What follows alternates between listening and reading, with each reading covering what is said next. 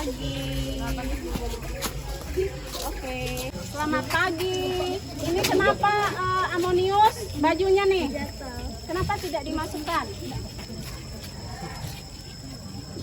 Masukkan dulu bajunya, baru boleh masuk kelas, baru boleh masuk di ini ya, di lingkungan sekolah. Topinya juga dipakai dengan benar. Topimu parel, ke depan topinya. Ya, bajunya dikancing dengan baik. Masuk lingkungan sekolah itu sudah rapi dari rumah ya. Oke.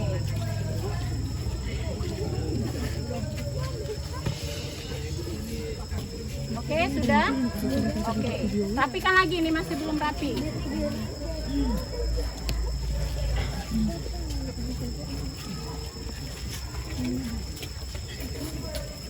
Oke, baik. Terima kasih. Silakan masuk kelasnya masing-masing.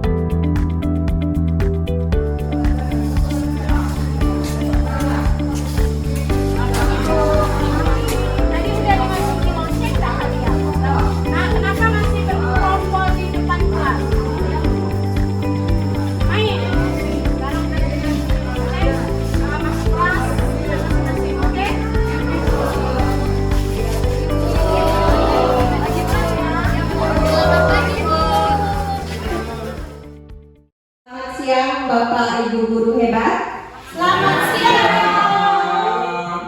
Salam sejahtera untuk kita semua. Selamat siang. Puji syukur kita panjatkan kehadirat Tuhan karena pada hari ini kita bisa berkumpul di ruangan ini dalam rangka diseminasi budaya positif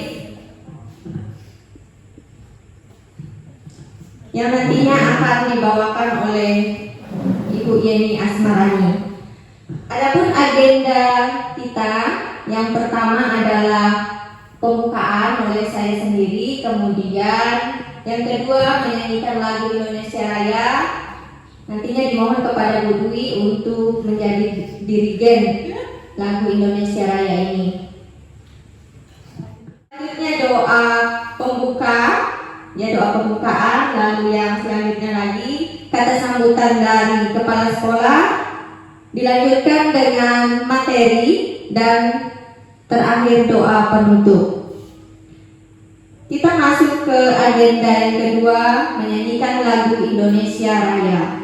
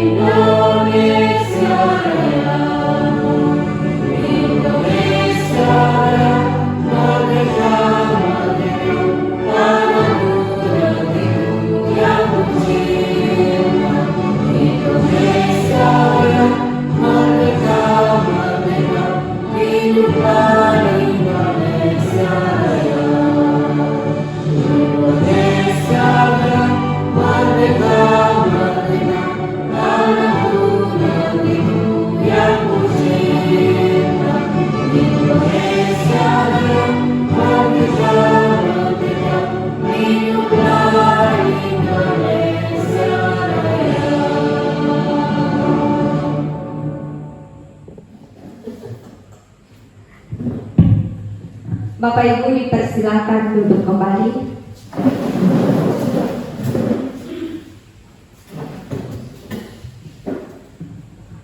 Kita masuk ke agenda yang selanjutnya, yaitu doa pembukaan oleh Pak Budiman. Kepada Pak Budiman disilakan.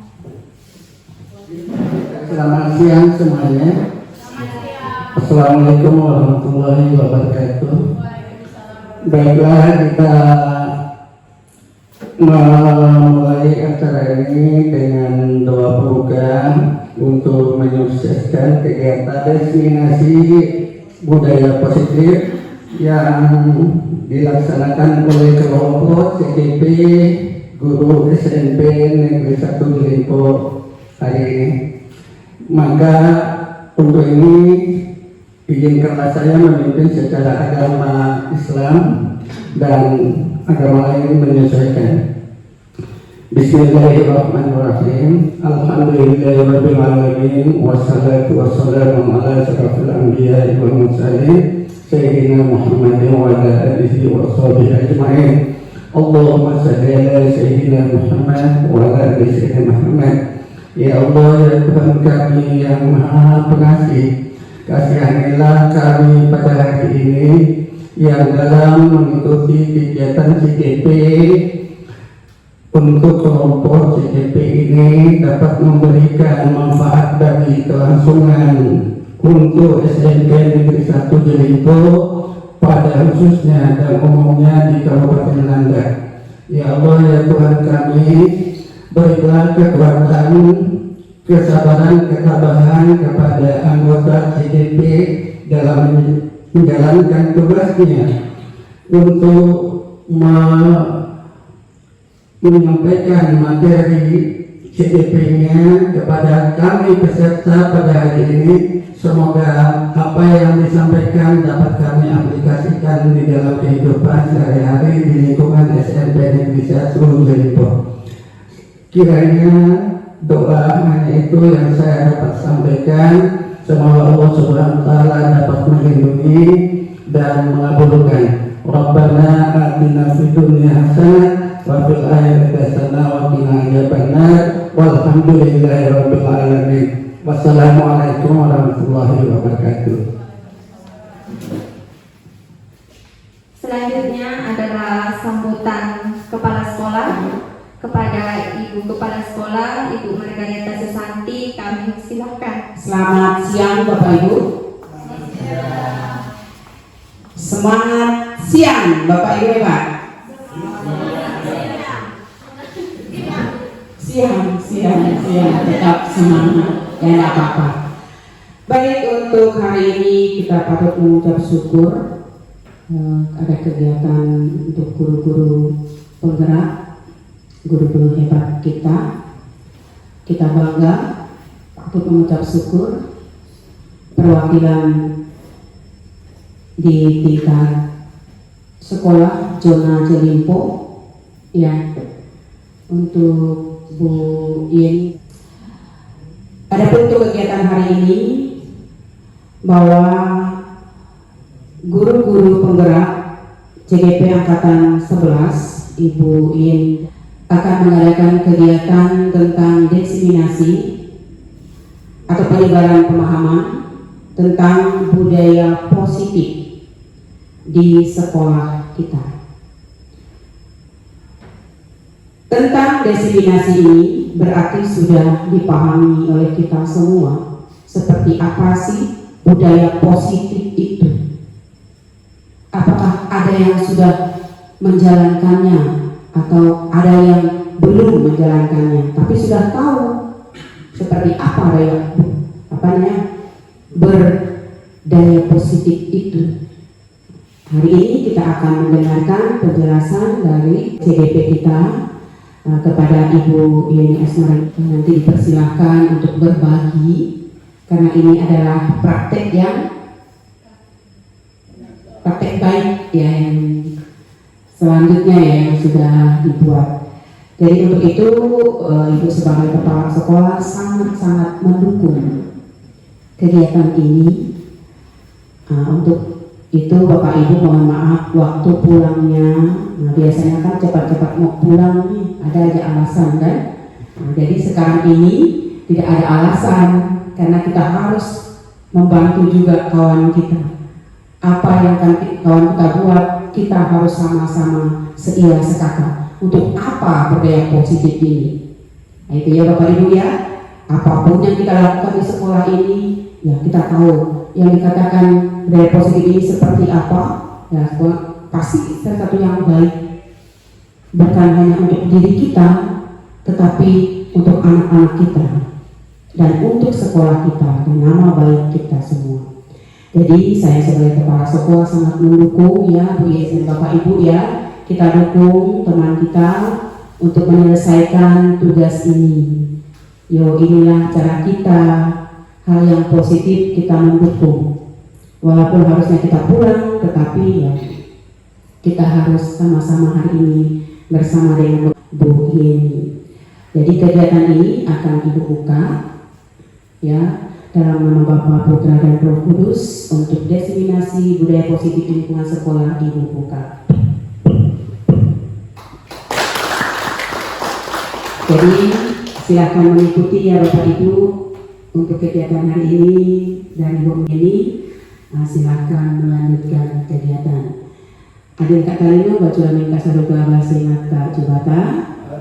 Selamat siang. Terima kasih kepada Ibu Margarita Susanti.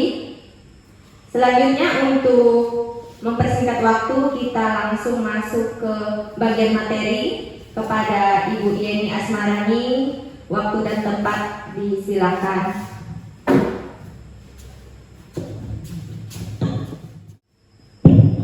Baik, terima kasih kepada pembawa acara. Assalamualaikum warahmatullahi wabarakatuh. Selamat pagi dan salam sejahtera untuk kita semua. Sebelumnya terima kasih atas kehadiran rekan-rekan guru yang telah bersedia untuk meluangkan waktunya siang hari ini, yang mana seharusnya Bapak Ibu sudah berada di rumah, tetapi hari ini harus tetap berada di sekolah pada jam istirahatnya. Sekali lagi terima kasih sudah meluangkan waktu untuk mengikuti kegiatan pada hari ini. Baik Bapak Ibu, untuk memulai kegiatan kita hari ini biar lebih semangat ya, biar bisa fokus untuk melaksanakan kegiatan. Jadi kita mulai dulu dengan ice breaking. Silakan Bapak Ibu untuk berdiri. Mungkin boleh di depan, maju juga boleh.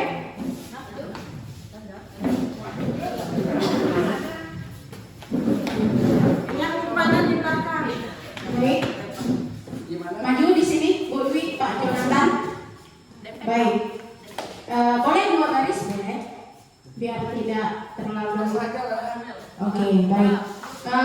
Mohon perhatian, instruksi dari saya. Nanti jika saya berkata, jika saya ngomong, guru berkata, pegang hidung, pegang, ya. Oke ya. Jadi kita speakingnya guru berkata, atau saya ubah, saya berkata. Oke, kita mulai.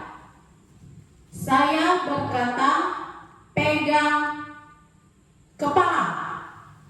Oke. Saya berkata, pegang telinga. Saya berkata, pegang kaki. Saya berkata, pegang hidung. Saya berkata, pegang pipi. Baik, kembali ke tempat masing-masing. Oke, tapi semuanya belum fokus ya Bapak Ibu. Semuanya belum fokus ya. Karena saya berkata, saya hanya bilang terima kasih, boleh kembali. Saya tidak bilang saya berkata terima kasih, silakan kembali. kali. Berarti masih kurang fokus Bapak Ibu sekalian. Oke, langsung untuk kita bersama-sama. Baik. Baiklah, pada kesempatan ini saya akan memaparkan sedikit materi tentang budaya positif di lingkungan sekolah. Sebelum kita memulai, saya akan menyampaikan kesepakatan kita untuk forum diseminasi ini. Yang pertama, saling menghargai, menjaga etika saat berbicara, izin saat keluar ruangan, HP mohon disenyapkan, kemudian mengikuti kegiatan sampai selesai. Bagaimana Bapak Ibu? Apakah kesepakatan ini bisa kita lakukan atau mungkin ada yang perlu diperbaiki atau ditambah? Oke, terima kasih. Berarti inilah kesepakatan kita untuk kurang lebih 1 jam ke depan. Oke, lanjut Bu Monika.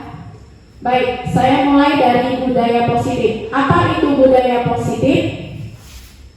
Budaya positif merupakan perwujudan dari nilai-nilai atau keyakinan universal yang diterapkan di lingkungan sekolah.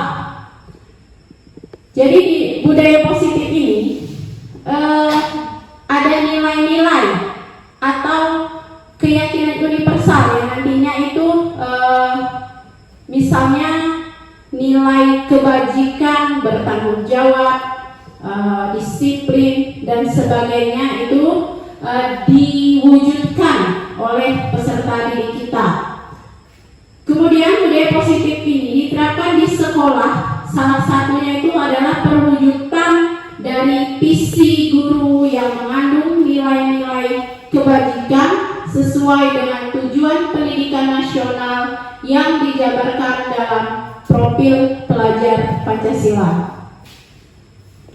Adapun konsep inti dari budaya positif, yang pertama perubahan paradigma belajar, kemudian disiplin positif, nilai-nilai kebajikan, kebutuhan dasar manusia, motivasi perilaku manusia, posisi kontrol, keyakinan kelas, dan segitiga restitusi. Seorang guru yang baik harus memiliki kemampuan dalam mewujudkan budaya positif di lingkungan sekolahnya dan dapat dijalankan dengan menerapkan konsep inti dari budaya positif seperti yang sudah saya sebutkan di atas tadi. Baik, kita mulai dengan konsep inti yang pertama, yaitu pembelajaran dengan paradigma baru. Pembelajaran dengan paradigma baru ini dirancang berdasarkan prinsip pembelajaran yang terdiferensiasi, sehingga setiap siswa belajar sesuai dengan kebutuhan dari tahapan perkembangan untuk mewujudkan profil pelajar Pancasila. Jadi setiap guru itu harus melakukan pembelajaran dengan paradigma baru ini tadi.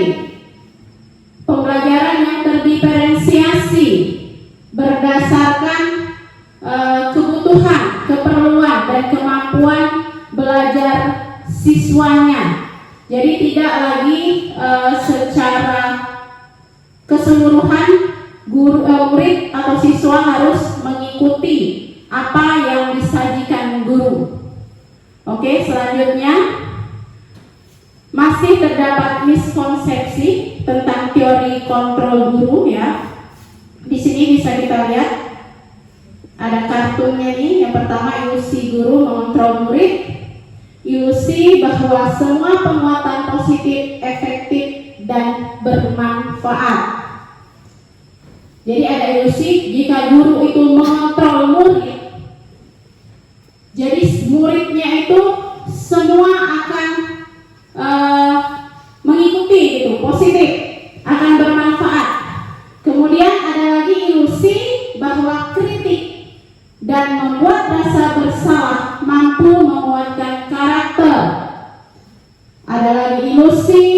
bahwa orang dewasa berhak untuk memaksa, ya, dalam hal ini memaksa peserta didik.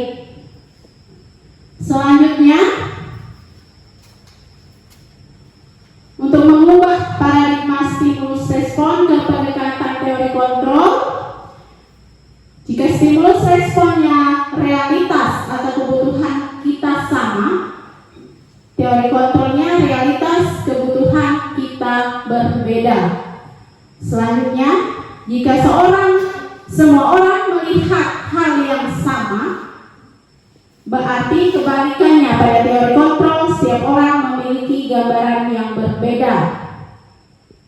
Jika kita mencoba mengubah orang agar berpandangan sama dengan kita, sebaliknya kita berusaha memahami pandangan orang lain tentang dunia.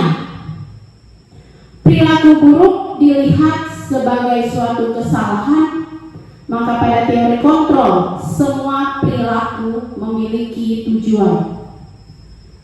Orang lain bisa mengontrol kita, teori kontrolnya hanya ada kita sendiri yang bisa mengontrol diri kita. Selanjutnya, saya bisa mengontrol orang lain. Sebaliknya di teori kontrol, Anda tidak bisa mengontrol orang lain. Pemaksaan ada pada saat bujukan gagal, kolaborasi dan konsensus menciptakan pilihan-pilihan baru. Dan yang terakhir, model berpikir menang atau kalah, dan teori kontrolnya model berpikir menang-menang. Oke, itu tadi yang pertama. Selanjutnya untuk yang kedua, disiplin positif. Nah, apa sih disiplin positif? Disiplin positif merupakan salah satu cara penerapan disiplin yang bertujuan untuk menumbuhkan kesadaran serta memberdayakan peserta didik tanpa imbalan, penghargaan atau reward, ancaman atau hukuman. Sebagai pendidik, tujuan kita agar peserta didik memiliki disiplin diri sehingga mereka berperilaku yang baik, mengacu kepada nilai-nilai kebajikan dan memiliki motivasi intrinsik dalam perubahan perilaku ke arah yang lebih baik. Oke, lanjut Bu. Nah, nilai-nilai kebajikan yang disepakati bersama lepas dari suku bangsa, agama, bahasa maupun latar belakangnya, ini ada 3 contoh. Yang pertama itu dari profil pelajar Pancasila.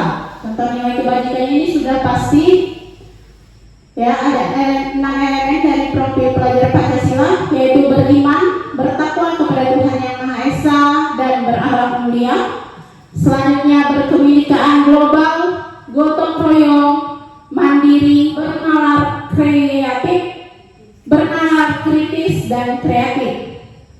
Kemudian ada contoh dari IBO, Primary Years Program atau PYP.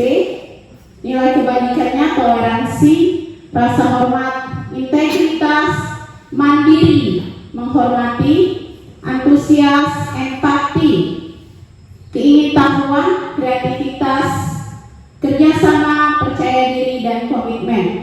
Yang terakhir dari 9 pilar karakter Indonesia Heritage Foundation, yaitu cinta Tuhan dan segenap ciptaannya, kemandirian dan tanggung jawab, kejujuran, diplomatis, hormat dan santun, dermawan, suka menolong dan gotong royong, percaya diri, kreatif dan pekerja keras, kepemimpinan dan keadilan, baik dan rendah hati, toleransi, kedamaian dan kesatuan.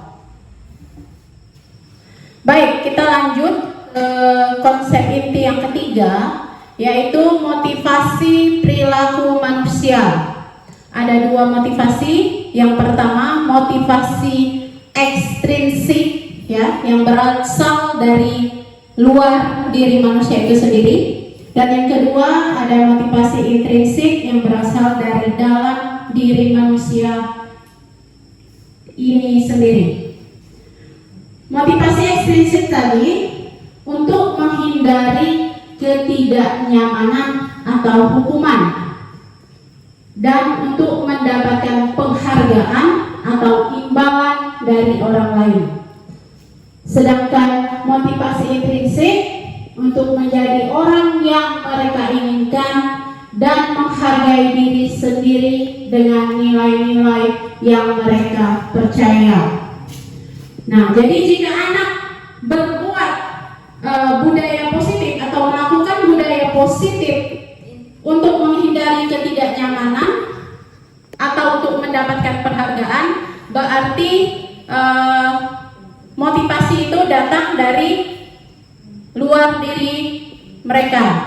Nah, sedangkan jika murid ingin menjadi orang dan menghargai diri sendiri dengan nilai-nilai yang mereka percaya, berarti motivasi datang dari dalam dirinya sendiri. Selanjutnya yang keempat, ya, konsep ini yang keempat yaitu keyakinan sekolah atau kelas. Guru berperan dalam mewujudkan terbentuknya keyakinan sekolah atau kelas dengan adanya kesepakatan antara guru dan murid. Biasanya menggunakan bahasa yang sederhana, mudah dihafal, dan dengan kalimat positif. Sekarang yang ingin saya tanyakan, bagaimana atau apakah Bapak Ibu semua sudah memiliki kesepakatan dengan muridnya masing-masing di dalam kelas? Ya, sudah. Oke. Jika sudah, kesepakatan itu terbentuk dari keyakinan kelas. Bagaimana cara Bapak Ibu sekalian untuk membentuk keyakinan sekolah Bapak Ibu, khususnya di wali kelas ya? Jadi bagaimana langkah yang Bapak Ibu lakukan dulu? Ada yang ingin menyampaikan mungkin bagaimana cara membuat keyakinan kelasnya?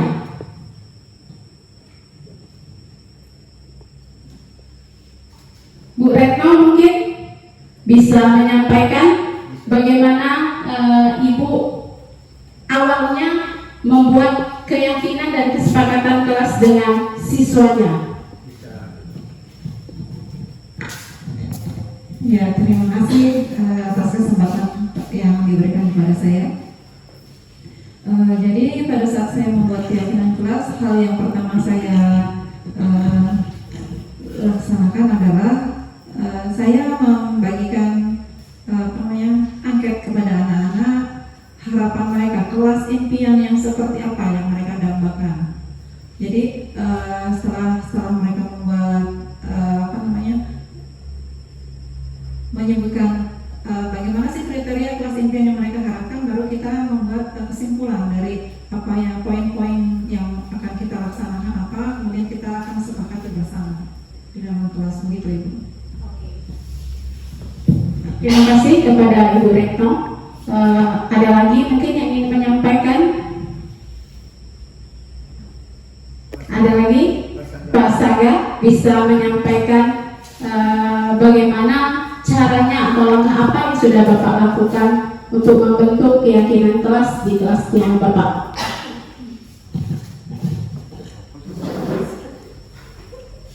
Terima kasih atas pertanyaan yang diberikan kepada saya. Awal pertamanya untuk membuat kesepakatan kelas bersama para siswa, yang pastinya saya bertanya dulu kepada para siswa itu mereka maunya seperti apa di dalam kelas, seperti itu ya. Jadi karena kesepakatan ini berdasarkan apa yang mereka mau. Jadi kita sebagai wali kelas hanya mengikuti arahan dari para peserta didik. Jadi mereka maunya seperti apa di dalam kelas, itu yang kita buat kesepakatannya bersama, karena itu nanti kesepakatan yang dibuat bersama akan diikuti, kemudian akan dilaksanakan kepada para peserta didik dalam melaksanakan kegiatan proses pembelajaran seperti itu, Bu. Baik, terima kasih kepada Pak Saga dan Bu Retno. Ya, baik. Jadi keyakinan kelas atau keyakinan sekolah itu memang harus kita bicarakan bersama dengan siswa ya. Tidak bisa ujuk-ujuk wali kelasnya atau guru mapelnya yang membuat kesepakatan. Nanti udah jadi langsung ditempel di dinding kelasnya. Jadi tidak bisa seperti itu. Jadi kita adakan kesepakatan dulu. Kita adakan diskusi dulu dengan seluruh warga kelas ya. Bermulai dari larangan dulu, dari kalimat larangan, aturan dulu. Tidak boleh membuang sampah misalnya kan. Tidak boleh datang terlambat dan sebagainya. Kemudian tidak ubah lagi menjadi sebuah kalimat positif yang nantinya akan menjadi sebuah keyakinan kelas yang akan sama-sama kita berlakukan di kelas tersebut. Oke, ini sudah sepertinya Bapak Ibu sudah mulai lelah, mungkin sudah capek, ngantuk dan sebagainya. Mungkin kita selingi dengan ice breaking dulu ya Bapak Ibu. Oke, mohon untuk berdiri. Silakan berdiri. Cukup di tempatnya saja Pak Saga. Oke. Mohon perhatian. Instruksinya ikuti saya ya. Jika saya bilang ayam, berarti Bapak Ibu ikuti. Bebek gitu ya. Oke, kita mulai. Ayam bebek. Ayam bebek. Bebek, ayam bebek. Bebek, ayam, bebek.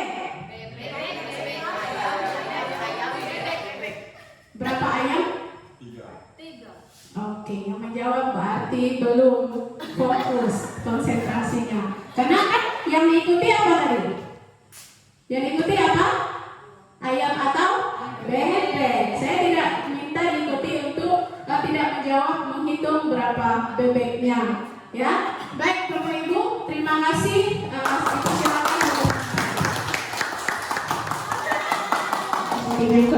Oke, selanjutnya untuk konsep inti dari budaya positif 5 yaitu kebutuhan dasar manusia.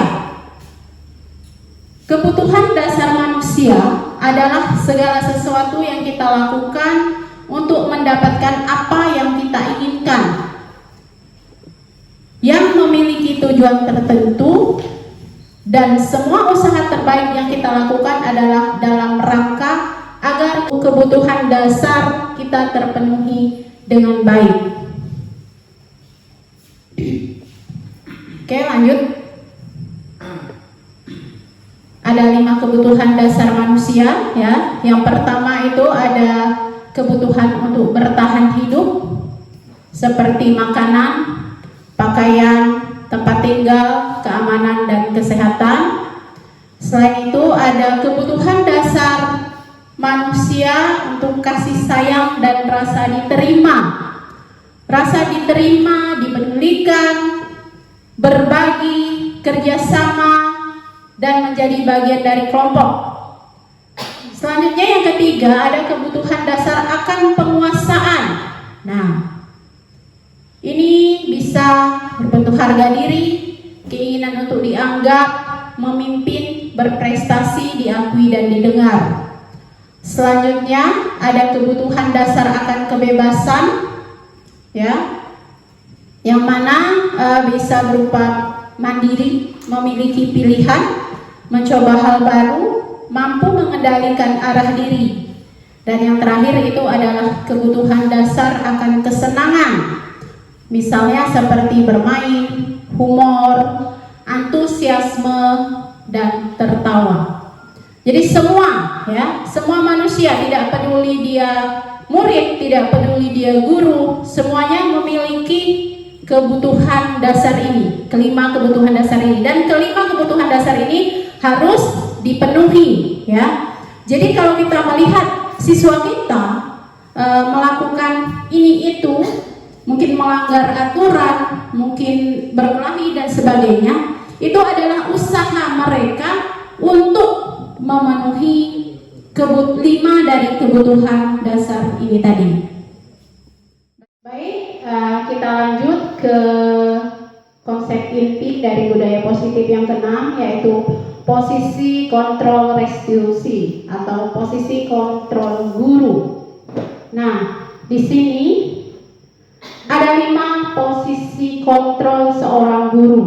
Yang pertama, sebagai penghukum, sebagai pemantau, kemudian sebagai pembuat rasa bersalah, sebagai teman, dan sebagai manajer. Sebelumnya saya ingin bertanya kepada rekan-rekan semuanya. Menurut Bapak Ibu, selama ini Bapak Ibu berada di posisi kontrol yang mana? Oke, kita mulai dari Ibu Sanci, dipersilakan.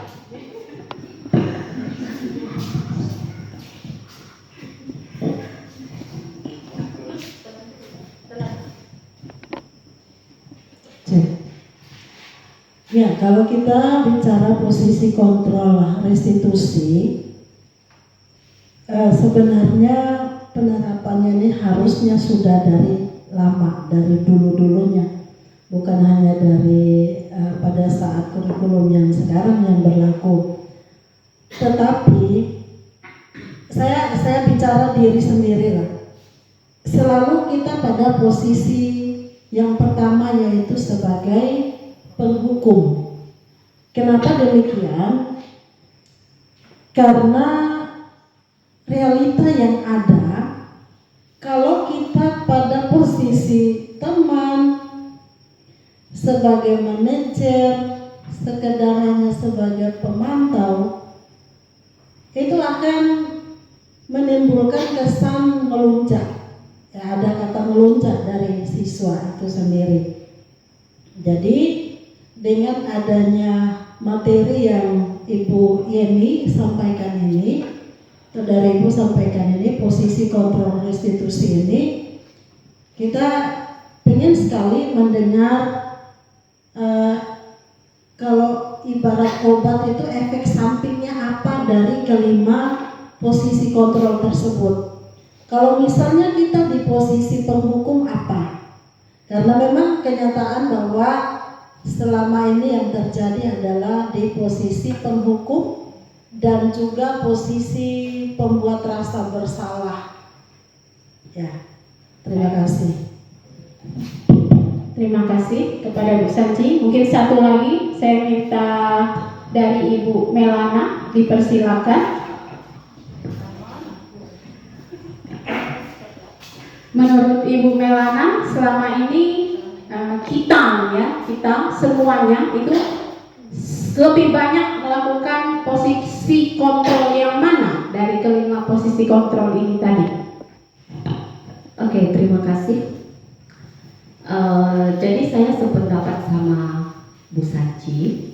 Lebih banyak guru-guru di sini memilih yang pertama tadi, ya, si penghukum. Tapi kalau menurut saya, yang saya alami selama ini, ada beberapa siswa yang saya beri hukuman, tetapi siswa tersebut melawan saya kembali. Di situ saya berpikir kembali lagi, apa yang harus saya lakukan di situ? Dan ternyata yang saya ambil, yang saya laksanakan, yang saya pilih, saya menjadikan siswa tersebut, sebagai teman. Mengapa sebagai teman? Selama sudah saya lakukan ini, semenjak saya menjadikan siswa itu teman, sepertinya dia merasa nyaman terhadap saya. Dan saat saya melakukan pembelajaran, siswa tersebut tidak lagi melakukan kesalahan seperti itu, Ibu. Terima kasih. Baik, terima kasih kepada Ibu Melana. Ya, dari dua perwakilan tadi sudah mewakili, saya rasa ya. Ya, saya pribadi juga merasa seperti itu ya. Jadi kebanyakan guru, bukan hanya saya saja dan rekan-rekan di sini mungkin seperti itu. Jadi kebanyakan kita itu masih sering melakukan posisi kontrol sebagai penghukum dan pembuat rasa bersalah. Itu lebih banyak ya. Lebih banyak dari kita melakukan posisi kontrol. Ya, tadi dari Bu Saci itu ada satu pertanyaan gitu ya.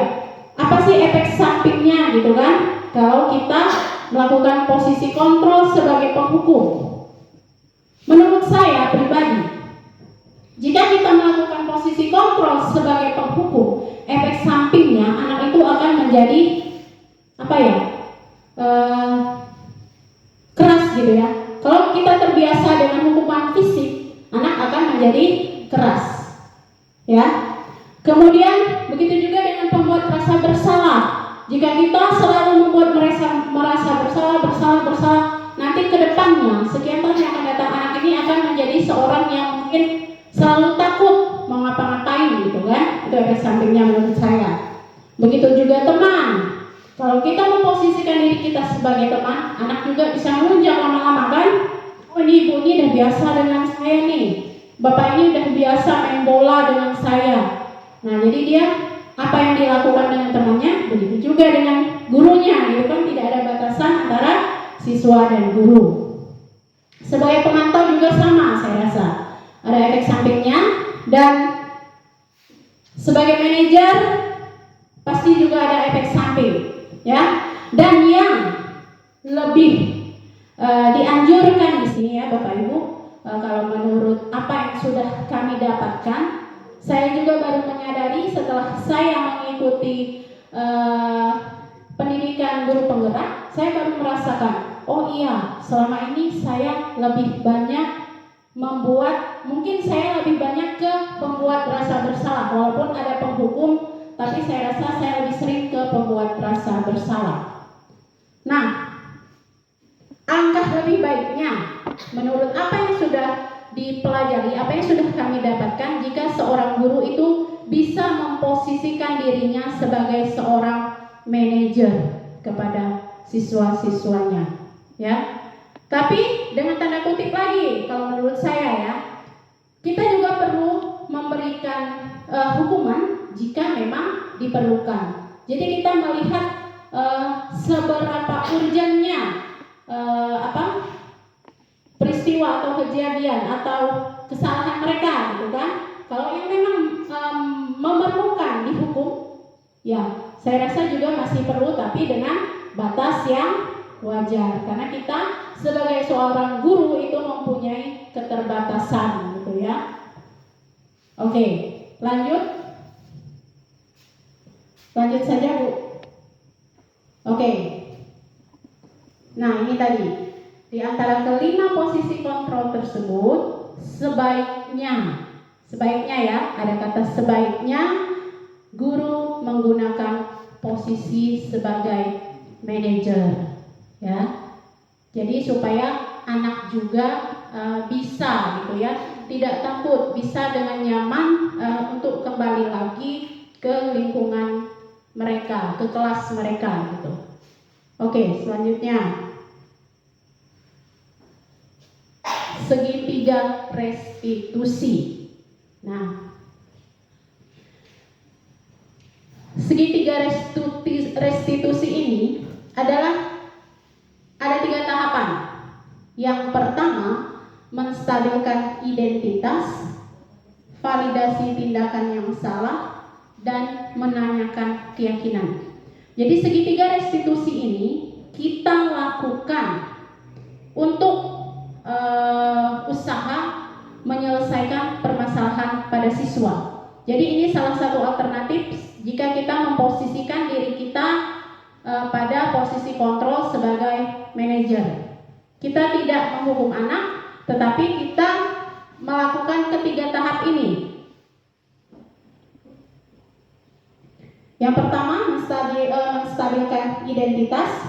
Lanjut Bu. Ya. Ini dilakukan berdasarkan prinsip bahwa membuat kesalahan adalah bagian dari proses pembelajaran yang nantinya akan menggeser identitas gagal ke arah identitas yang sukses. Kita bisa menggunakan kata-kata berbuat salah itu adalah hal yang manusiawi. Tidak ada manusia yang sempurna. Kita pasti bisa menyelesaikan masalah ini dan selanjutnya. Jadi kita stabilkan dulu identitas jika kita memanggil seorang murid yang bermasalah. Yang kedua, kita melakukan validasi tindakan yang salah. Ini dilakukan berdasarkan prinsip bahwa setiap perilaku berupaya memenuhi sesuai suatu kebutuhan, sehingga guru atau orang tua akan bergeser dari pemikiran stimulus respon menjadi proaktif, serta akan lebih mengenali dan mengakui kebutuhan murid. Jadi kita bisa melakukan validasi tindakan yang salah dengan mengucapkan, menggunakan kata-kata kamu pasti punya alasan mengapa. Gitu ya, mengapa melakukan ini, misalnya gitu. Apa yang penting bagi kamu? Kamu boleh tetap berusaha menjaga sikap itu dan sebagainya. Dan yang terakhir, tahapan dari segitiga restitusi yaitu menanyakan keyakinan. Menanyakan keyakinan ini dilakukan dengan memberi pertanyaan bermakna kepada murid untuk memunculkan motivasi secara intrinsik sehingga mampu mengaitkan keyakinannya dengan tindakan yang salah. Kita bisa menggunakan kata-kata apa nilai yang kita percaya di sekolah kita, kemudian nilai apa yang telah kita sepakati, dan sebagainya. Oke Bu, lanjut lagi. Nah, jadi yang terakhir, penerapan disiplin positif itu untuk menemukan disiplin positif pada murid bisa dengan menerapkan segitiga restitusi ini tadi. Ya, di sini ada contoh yang bisa kita lihat mengenai segitiga restitusi. Tadi Ibu dapat laporan dari guru mapel. Katanya kamu sering terlambat mengumpulkan tugas ya? Ya. Sering terlambat mengumpulkan tugas. Apakah menurutmu suatu kesalahan? Iya Bu, suatu kesalahan. Baik Cica, sebagai manusia wajar kalau kita melakukan kesalahan. Tapi kita harus belajar dari kesalahan itu ya, dan harus berusaha untuk memperbaikinya. Ya Bu. Mari kita cari solusinya bersama ya Cica. Baik Bu. Kamu sering terlambat mengumpulkan tugas. Pasti ada alasannya kan? Kenapa kamu sering terlambat mengumpulkan tugas? Karena saat mengerjakan tugas saya sering main dan ngobrol bersama teman kelompok saya Bu. Jadi waktunya habis dan tugas saya belum selesai. Kamu tahu keyakinan kelas kita? Tahu Bu. Apakah sesuai dengan keyakinan kelas kita kalau sering terlambat mengumpulkan tugas? Tidak. Jadi menurutmu keyakinan kelas apa yang sudah kamu langgar? Disiplin waktu. Apakah menurutmu disiplin waktu itu penting? Penting Bu, karena membuat saya bisa tepat waktu mengumpulkan tugas. Iya, jadi penting sekali untuk mengumpulkan tugas tepat waktu ya Cica, agar kamu bisa menghargai waktu dan tidak menghambat pembelajaran selanjutnya. Iya Bu, saya sudah minta maaf kepada guru mapel dan saya berjanji selanjutnya akan mengumpulkan tugas tepat waktu. Oke Cica, sikap yang baik sudah kamu lakukan dengan meminta maaf. Menurutmu apa yang akan kamu lakukan agar bisa mengumpulkan tugas dengan tepat waktu? Saya akan fokus saat belajar, saya tidak akan mengobrol dan kembali lagi bersama teman sebangku saya Bu. Bagus Cica, kamu sudah menemukan solusinya ya. Sekarang kamu boleh kembali ke kelas. Baik Bu, terima kasih. Sama-sama Cica. sebagai akhir kegiatan kita pada hari ini, saya minta Bapak Ibu untuk melakukan refleksi dari kegiatan yang sudah kita jalani. Yang pertama, Bapak Ibu refleksi. Lanjut Bu ke refleksi. Ya, ada 2 pertanyaan. Hal baru apa yang merubah paradigma saya? Kemudian bagaimana perasaan saya selama mengikuti sesi ini? Silakan Bapak Ibu isi menurut Bapak Ibu.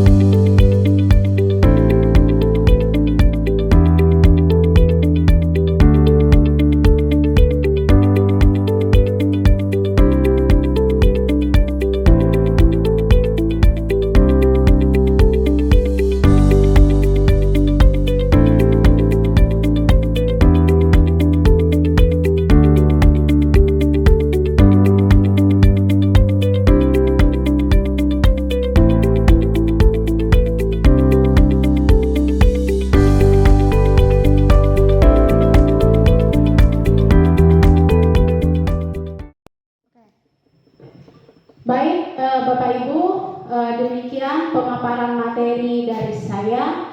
Semoga apa yang sudah saya sampaikan bisa bermanfaat untuk kita semua. Terima kasih banyak atas perhatiannya. Wassalamualaikum warahmatullahi wabarakatuh. Selamat siang dan salam sejahtera untuk kita semua. Selamat siang. Baik Bapak Ibu, demikian pemaparan dari Ibu Yeni. Sebelum kita pulang, kita tutup acara ini dengan doa penutup kepada Bapak Jonathan. Disilahkan untuk memimpin kita dalam doa. Oke, baik Bapak Ibu, kita akan menyelesaikan sesi pada hari ini. Izinkan saya memimpin doa secara agama Kristen. Dan yang beragama lain silakan menyesuaikan. Mari kita berdoa. Tuhan Allah Bapa kami yang bertata di dalam kerajaan surga, pada siang hari ini ya Bapa, kami telah menyelesaikan sesi di mana CGP oleh para guru penggerak di SMP Negeri 1 Jelimpo ini boleh berjalan dengan lancar dari awal sampai akhir. Biarlah apa yang telah disampaikan boleh kami lakukan, boleh kami kerjakan di setiap proses pembelajaran kami di SMP Negeri 1 Jelimpo ini. Bapa di surga, kami akan meninggalkan ruangan ini. Kiranya Engkau memberkati kami, melindungi kami dalam perjalanan. Terima kasih Bapa, di dalam nama Tuhan Yesus. Haleluya. Amin. Demikian rangkaian acara kita pada siang hari ini. Semoga apa yang sudah disampaikan dapat kita implementasikan di sekolah kita yang tercinta ini. Selamat siang.